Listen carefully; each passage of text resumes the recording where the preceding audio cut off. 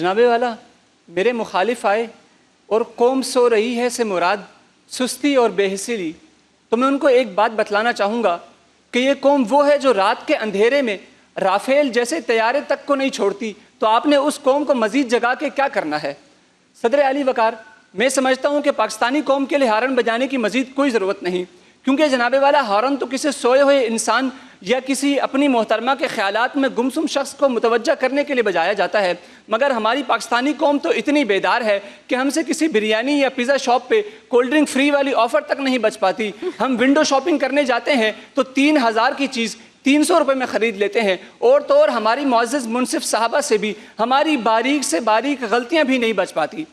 صدر علی وقار، اگر قرارداد کا عقل کے اعتبار سے جائزہ لیا جائے تو آپ کو تو پتہ ہی ہوگا کہ پاکستانی قوم کے الیکشن کے آگے بھی کمیشن لگتا ہے، تو اندازہ لگائیے کہ وہ کتنی بیدار ہوگی، اور آپ کو تو پتہ ہی ہوگا کہ کمیشن کے بغیر تو یہاں کوئی کام نہیں ہوتا۔ صدر علی وقار، اگر قرارداد کا روزگار کے اعتبار سے جائزہ لیا جائے تو پاکستان بھر میں بورڈ آف اسٹیٹکس کی رپورٹ کے مطابق پاکستان بھر میں تعلیم یافتہ نوجوانوں کی شرح بے روزگاری 10% سے زیادہ بڑھ چکی ہے۔ جب میں نے یہ بات سنی تو مجھے بے اختیار اپنی ملازمہ کی بات یاد آ گئی کہ جب میں نے اس سے پوچھا کہ کیا تم پڑھی لکھی ہو، تو اس نے جھٹ سے کہا اگر پڑھی لکھی ہوتی تو آپ کی طرح بے روزگار ہوتی۔ صدر علی وقار، الیکشن کمیشن سے بات یاد آئی کہ پاکستان ٹرانسپیرنسی انٹرنیشنل کی رپورٹ کے مطابق دنیا بھر میں 69ویں نمبر پہ کرپشن میں آتا ہے، تو آپ ہی بتائیے کہ اتنی زیادہ کرپشن بھلا سو کے کیسی کی جا سکتی ہے، کیونکہ کرپشن کرنے کے لیے تو حاضر دماغی اور عقل مندی کی ضرورت ہوتی ہے۔ صدر علی وقار، مجھے پورا یقین ہے کہ پاکستانی قوم جاگ رہی ہے،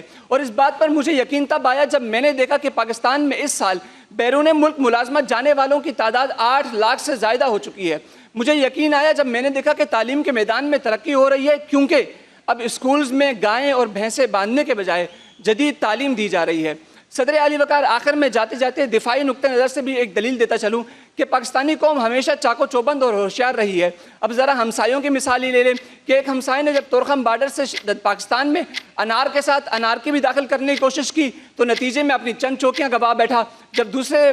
دشمن نے پاکستان میں رات کے وقت داخل ہونے کی کوشش کی تو نتیجے میں اپنے پورے 6 رافیل طیارے گروا بیٹھا اور پوری دنیا سے ضلالت سنی۔ تو یہ تمام ثبوت اس بات پر گواہ ہیں کہ پاکستانی قوم سو نہیں رہی بلکہ ہر لحظہ بیدار ہے۔ زبردست، یہ تھے جی محمد حسان۔